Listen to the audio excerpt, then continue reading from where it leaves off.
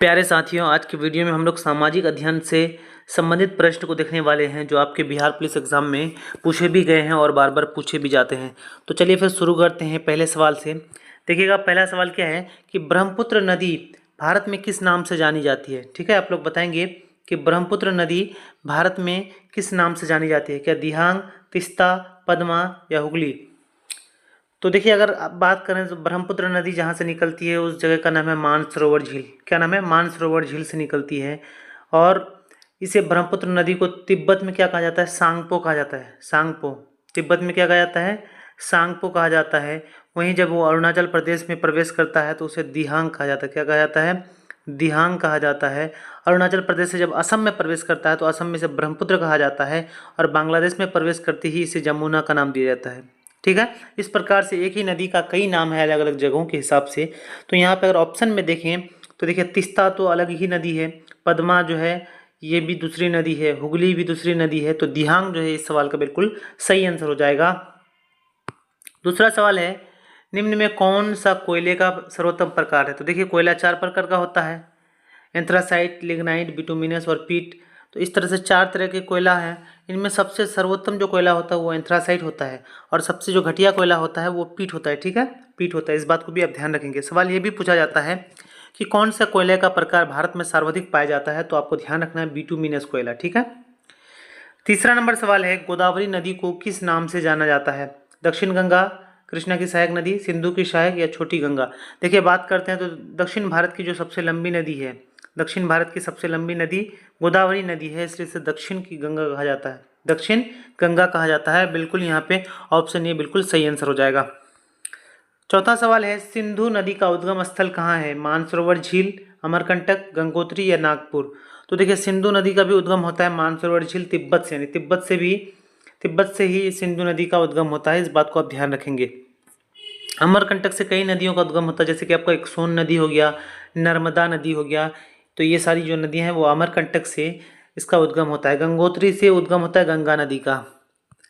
5 number सवाल में है, नर्मदा और तापी नदियां किस दिशा में बहती है। उत्तर से दक्षिण, पूर्व से पश्चिम, पश्चिम से पूर्व या दक्षिण से उत्तर।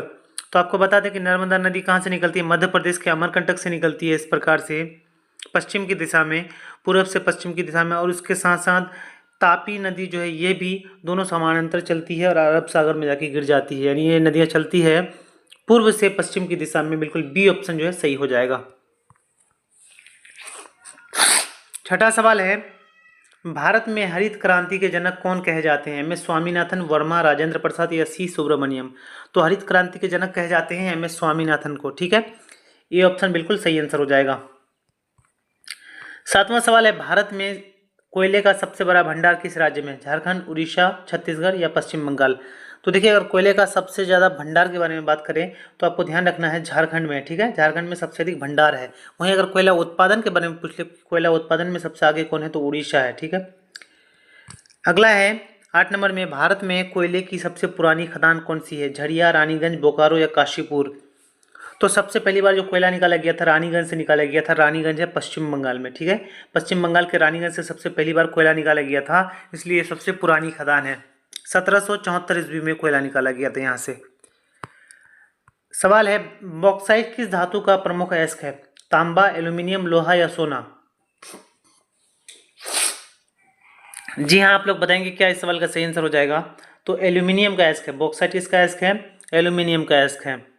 10 नंबर सवाल में है, कपास किस प्रकार की फसल है। खरीफ, रबी, जायद या बारहमासी। तो कपास जो है ये खरीफ फसल की लिस्ट में शामिल है। ऑप्शन ये यहाँ पे बिल्कुल सही आंसर हो जाएगा। कपास जो होता है ये काली मृदा में होता है और काली मृदा का दूसरा नाम रेगुर मृदा भी है। क्या है? रेगुर मृदा भी कहा जाता है। और काली मृदा का जो सबसे अधिक विस्तार है वो महाराष्ट्र में है। कहाँ है? महाराष्ट्र में है। इस बात को भी आप ध्यान रखेंगे। 11वां सवाल है, असहयोग आंदोलन कब शुरू हुआ। 1919, 1920, 1921 या 1922। तो देखिए, असहयोग आंदोलन की शुरुआत हुई थी 1922 ईस्वी में। बिल्कुल यहाँ पे बी ऑप्शन जो है वो सही आंसर हो जाएगा। चौरी चौरा कांड कब हुआ था। 1921, 1922, 1923 या 1924। तो देखिए, असहयोग आंदोलन जब चल रहा था 1920 से इसकी शुरुआत हुई थी। तो इसी असहयोग आंदोलन के दौरान उत्तर प्रदेश के गोरखपुर में एक क्या हो गया, तो एक हिंसक घटना हो। यहाँ पे 22 पुलिस वालों को जिंदा जला दिया गया था। ठीक है, तो ये घटना हुआ था 5 फरवरी 1922 ईस्वी को। कब हुआ था? 5 फरवरी 1922 ईस्वी को ये घटना हुआ था। इसे ही चौरी चौरा कांड का घटना कहा जाता है। इसके बाद महात्मा गांधी ने असहयोग आंदोलन को स्थगित कर दिया था। तो 13 नंबर सवाल में है, लाल बाल पाल में से बाल किसे कहा जाता है? देखिए, लाल से होता है लाला लाजपत राय, बाल से होता है बाल गंगाधर तिलक और पाल से होता है बिपिन चंद्र पाल। तो यहाँ पे बाल से संबंधित क्या हो जाएगा? बाल गंगाधर तिलक हो जाएगा। बिल्कुल ये ऑप्शन सही हो जाएगा। ये तीनों जो आपको यहाँ पे नाम दिख रहा है, लाल बाल पाल, ये लोग गरम दल के नेता थे। ठीक है, गरम दल से संबंधित थे, उग्रवादी थे।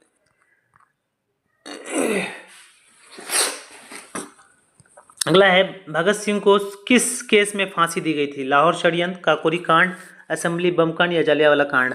तो भगत सिंह को लाहौर षड्यंत्र में फांसी दी गई थी। बिल्कुल यहाँ पे ए ऑप्शन जो है सही आंसर हो जाएगा।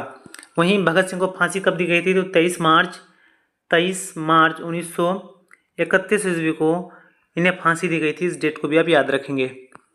15 नंबर सवाल में है, इनकलाब जिंदाबाद का नारा किसने दिया था? गांधी, बोस, भगत सिंह या नेहरू? तो इनकलाब जिंदाबाद का नारा किसने दिया था? तो यहाँ पे भगत सिंह ने दिया था। बिल्कुल यहाँ पे सी ऑप्शन जो है वो सही आंसर हो जाएगा। 16 नंबर सवाल में है, आज़ाद हिंद फौज का गठन कब हुआ था? 1939, 1942, 1943 या 1945? तो आज़ाद हिंद फौज का जो गठन हुआ था, ये हुआ था 1943 ईस्वी में, और सिंगापुर में इसका गठन किया गया था। ठीक है, सुभाष चंद्र बोस के नेतृत्व में। 17वां सवाल है, कांग्रेस के पहले मुस्लिम अध्यक्ष कौन थे? दादा भाई नौरोजी, सुरेंद्रनाथ बनर्जी, बोस या बदरुद्दीन तैयब जी? तो पहले मुस्लिम अध्यक्ष की बात करें तो बदरुद्दीन तैयब जी थे, लेकिन वहीं अगर प्रथम अध्यक्ष की बात करें तो WC बनर्जी थे। कौन थे? WC बनर्जी कांग्रेस के प्रथम अध्यक्ष थे, लेकिन प्रथम मुस्लिम अध्यक्ष अगर आपको पूछ ले तो बदरुद्दीन तैयब जी आपको ध्यान रखना है। 18वां सवाल है, साइमन कमीशन भारत कब आया था? 1925, 1927, 1928 या 1930? देखिए, साइमन कमीशन का जो गठन हुआ था वो था नवंबर 1927 ईस्वी में। ठीक है, ये गठन हुआ था, लेकिन भारत ये आया था 1928 ईस्वी में। यहाँ पे सी ऑप्शन बिल्कुल सही आंसर हो जाएगा। अगला है, साइमन कमीशन का विरोध क्यों हुआ? उसमें कोई महिला नहीं थी, उसमें कोई भारतीय नहीं था, ये ब्रिटिश नीति के खिलाफ था या उपरोक्त सभी? देखिए, साइमन कमीशन का विरोध किया जा रहा था भारतीयों के द्वारा, क्योंकि ये जो कमेटी का गठन किया गया था कमीशन का, ये भारत की भविष्य को ध्यान में रखते हुए कि आगे चल करके किन तरह की प्रक्रियाओं को अंजाम देना चाहिए, लेकिन इसमें किसी भी भारतीय को शामिल नहीं किया गया था। तो बिल्कुल यहाँ पे बी ऑप्शन जो है वो सही आंसर हो जाएगा। अगला है 20 नंबर सवाल, गांधी इरविन समझौता कब हुआ था? 1929, 1930, 1931 या 1932? तो गांधी इरविन समझौता हुआ था 5 मार्च 1931 ईस्वी में। यानी असहयोग आंदोलन जब चल रहा था तो सविनय अवज्ञा आंदोलन जब चल रहा था, तो इसी आंदोलन को समाप्त करने के लिए महात्मा गांधी और तत्कालीन वायसराय थे लॉर्ड इरविन, इन दोनों के बीच में समझौता हुआ था 5 मार्च 1931 ईस्वी को हुआ था। ठीक है, उसके बाद से सविनय अवज्ञा आंदोलन को समाप्त कर दिया गया था। अगला है 21 नंबर सवाल में, पंचतंत्र के लेखक कौन है? विष्णु शर्मा, भास, विशाखा दत्त या अमर सिंह? तो पंचतंत्र के लेखक थे कौन? विष्णु शर्मा थे। ठीक है, बिल्कुल यहाँ पे ऑप्शन ए सही आंसर हो जाएगा। 22 नंबर सवाल में है, संविधान में कितने प्रकार के संशोधन हो सकता है? 3 प्रकार, 4 प्रकार, 5 प्रकार या 1 प्रकार से? देखिए, संविधान में 3 प्रकार के संशोधन हो सकते हैं। पहला होता है कि साधारण बहुमत, दूसरा होता है विशेष बहुमत से, और तीसरा क्या होता है? तीसरा होता है विशेष बहुमत प्लस आधे से अधिक राज्यों की सहमति से होता है। ठीक है, इस प्रकार से जो है ऑप्शन ए इसका सही आंसर हो जाएगा। 23 नंबर सवाल है, लुई 16वां को कब फांसी दी गई थी? 1792, 93, 94 या 95? देखिए, लुई 16वां जो है फ्रांस का एक क्रूर शासक था, बहुत ही नालायक अयोग्य शासक था। तो इसे फांसी कब दी गई थी? 1793 ईस्वी में दी गई थी। 24 नंबर सवाल है, बिहार के किस जिले में सर्वाधिक वन आच्छादित क्षेत्र है? कैमूर, पश्चिम चंपारण, रोहतास या जमुई? तो बिहार में सबसे अधिक जो वन पाया जाता है, वन क्षेत्र, वो पाया जाता है कैमूर जिले में। बिल्कुल यहाँ पे ये ऑप्शन जो सही आंसर हो जाएगा। 25वां सवाल है, पहला अंतर्राष्ट्रीय योग दिवस कब किस वर्ष मनाया गया था? 2013, 15, 18 या 19? देखिए, नरेंद्र मोदी की सरकार आने के बाद 2015 ईस्वी में पहला अंतर्राष्ट्रीय योग दिवस मनाया गया था। बिल्कुल बी ऑप्शन सही आंसर हो जाएगा। 26 नंबर सवाल है, भारत में सबसे अधिक खारे पानी की झील कौन सी है? देखिए, सबसे अधिक खारे पानी का बोलेगा तो आपको सांभर झील टिक करना है। बिल्कुल यहाँ पे ऑप्शन ये सही आंसर हो जाएगा। वहीं अगर खारे पानी की सबसे बड़ी झील बोलेगी, खारे पानी की सबसे बड़ी झील, तब आपको ध्यान रखना है चिल्का झील। तब आपको ध्यान रखना है चिल्का झील, जो कि उड़ीसा में है। सांभर झील आपका कहाँ है? राजस्थान में है। 27वां सवाल है संविधान दिवस कब मनाया जाता है? 26 नवंबर, 11 नवंबर, 25 जनवरी या 14 अप्रैल? तो संविधान दिवस देखिए संविधान बनके कब तैयार हुआ था? 26 नवंबर 1949 ईस्वी को संविधान बन करके तैयार हो गया था। और इसी दिन को क्या मनाया जाता है? तो संविधान दिवस मनाया जाता है। हर साल 26 नवंबर को संविधान दिवस मनाया जाता है। ठीक है। वहीं 25 जनवरी को मतदाता दिवस मनाया जाता है। 14 अप्रैल को भीमराव अंबेडकर जयंती मनाया जाता है। अंग की राजधानी कहाँ थी? श्रावस्ती, चंपा, राजगिरी या कौशाम्बी? तो अंग की राजधानी कहाँ थी? चंपा थी। अंग जो है एक महाजनपद का हिस्सा था। ठीक है, एक महाजनपद था। वहीं श्रावस्ती जो है कौशल की राजधानी थी। राजगिरी जो है ये किसकी राजधानी थी? तो मगध की राजधानी थी। अगला है लाल ग्रह किसे कहा जाता है? मंगल, पृथ्वी, बृहस्पति या अरुण? देखिए लाल ग्रह के नाम से जाना जाता है मंगल को। बिल्कुल यहाँ पे ए ऑप्शन जो है सही आंसर हो जाएगा। काफी ज्यादा इंपॉर्टेंट क्वेश्चन है, कई एग्जाम में भी पूछे गए हैं। पृथ्वी को नीला ग्रह कहा जाता है। ध्यान रखेंगे बृहस्पति जो है वो सौरमंडल का सबसे बड़ा ग्रह है। अगला है 30 नंबर में बिहार का स्थापना दिवस कब मनाया जाता है? 12 दिसंबर, 22 मार्च, 28 मार्च या 1 अप्रैल? देखिए बिहार कब अलग हुआ था? तो यह अलग हुआ था बंगाल से कब? 22 मार्च 1912 ईस्वी को अलग हुआ था। इसलिए हर साल 22 मार्च को क्या मनाया जाता है? बिहार दिवस मनाया जाता है। बी ऑप्शन यहाँ पे सही आंसर हो जाएगा। अगला है पर्यावरण दिवस कब मनाया जाता है? 21 जून, 5 जून, 20 जून या 29 जून? तो पर्यावरण दिवस हर साल मनाया जाता है 5 जून को। यहाँ पे बी ऑप्शन जो है वो सही आंसर हो जाएगा। 32 नंबर सवाल में है भारत में सबसे बड़ा नदी पर निर्मित पुल कौन सा है? देखिए यहाँ पे बता दें कि भारत का जो सबसे लंबा पुल है नदी पर बना हुआ, ये है भूपेन हजारिका सेतु। ठीक है, ऑप्शन ये बिल्कुल सही आंसर हो जाएगा। इसका दूसरा नाम भी है धौला सदिया सेतु। धौला सदिया सेतु। ठीक है, ये जो है ये पुल किस नदी पर बना हुआ है? तो ध्यान रखेंगे लोहित नदी पर बना हुआ है। लोहित नदी का शायद आप लोग नाम बहुत कम सुनेंगे। लोहित नदी जो है यह ब्रह्मपुत्र की सहायक नदी है। अगला है 33 नंबर में बिहार में औद्योगिक निवेश प्रोत्साहन नीति कब अपनाई गई थी? 2013, 2014, 2015 या 2016? तो औद्योगिक निवेश प्रोत्साहन नीति 2016 में अपनाई गई थी। बिल्कुल डी ऑप्शन जो है यहाँ पे सही आंसर हो जाएगा। 34वां सवाल है स्वदेशी कविता के लेखक कौन है? प्रेमघन, घनानंद, सुमित्रानंद पंत या रामधारी सिंह दिनकर? तो स्वदेशी कविता के लेखक कौन थे? प्रेमघन थे। बिल्कुल यहाँ पे ऑप्शन ए सही आंसर हो जाएगा। संविधान सभा का गठन कब हुआ था? जुलाई 1946, अगस्त 1946, नवंबर 1946 या जून 1947? देखिए ये तो सबको पता है कि 1946 में संविधान सभा का गठन हुआ था, लेकिन अगर आपको महीना भी पूछ ले तो ध्यान रखना है नवंबर 1946 में। नवंबर 1946 में संविधान सभा का गठन हुआ था, लेकिन इसका पहला जो बैठक हुआ था वो हुआ था 9 दिसंबर 1946 को। 9 दिसंबर 1946 ईस्वी को उसका पहला बैठक हुआ था संविधान सभा का। अगला है 36 नंबर सवाल फ्रांसीसी क्रांति कब हुई थी? तो आप लोगों को पता ही होगा कि फ्रांस की क्रांति हुई थी 1789 ईस्वी में। बिल्कुल बी ऑप्शन जो है सही आंसर हो जाएगा। अगला है भारत में गेहूं उत्पादन में बिहार का कौन सा स्थान है? देखिए बिहार का स्थान है छठा स्थान। बिल्कुल यहाँ पे सी ऑप्शन जो है वो सही आंसर हो जाएगा। लेकिन प्रथम स्थान में कौन है? तो उत्तर प्रदेश है।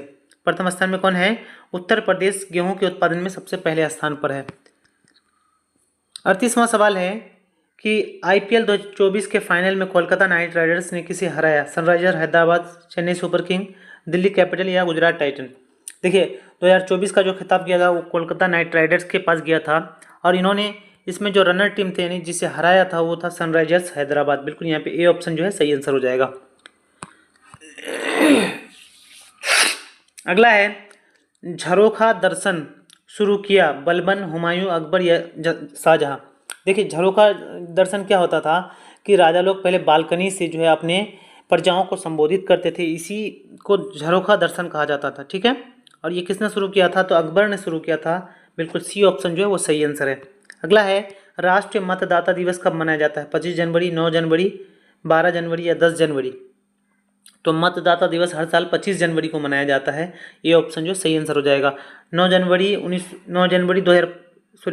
1915 ईस्वी को महात्मा गांधी दक्षिण अफ्रीका से वापस लौटे थे, और हर साल 9 जनवरी को प्रवासी भारतीय दिवस मनाया जाता है। अगला है भारत का केंद्रीय बैंक कौन सा है? आरबीआई, एसबीआई, पीएनबी या बीओबी? तो भारत का केंद्रीय बैंक क्या है? आरबीआई है, यानी रिजर्व बैंक ऑफ इंडिया। ठीक है, ऑप्शन ए जो है बिल्कुल यहाँ पे सही आंसर हो जाएगा। आप लोग कमेंट बॉक्स में बताएंगे कि आरबीआई की स्थापना कब हुई थी। ठीक है, अगला है आवारा मसीहा किसके जीवन पर आधारित रचना है? शरत चंद्र चट्टोपाध्याय, मधुसूदन दत्त, बंकिम चंद्र चट्टोपाध्याय या रविंद्रनाथ टैगोर? तो आवारा मसीहा जो है यह शरत चंद्र चट्टोपाध्याय के जीवन पर आधारित है। बिल्कुल यहाँ पे ए ऑप्शन जो है वो सही आंसर हो जाएगा। लेकिन इसको लिखा किसने था? तो विष्णु प्रभाकर ने लिखा था। अगला है 43 नंबर सवाल, अनुच्छेद 16 संबंधित है स्वतंत्रता के अधिकार से, समता के अधिकार से, शोषण के विरुद्ध अधिकार से या धार्मिक स्वतंत्रता के अधिकार से। तो अनुच्छेद 16 का संबंध है समता के अधिकार से। ठीक है, बिल्कुल बी ऑप्शन जो है वो सही आंसर हो जाएगा। अगला है कोसी नदी की सहायक नदी कौन सी नहीं है? अरुण, सप्तकोशी, तमूर कोसी या शारदा।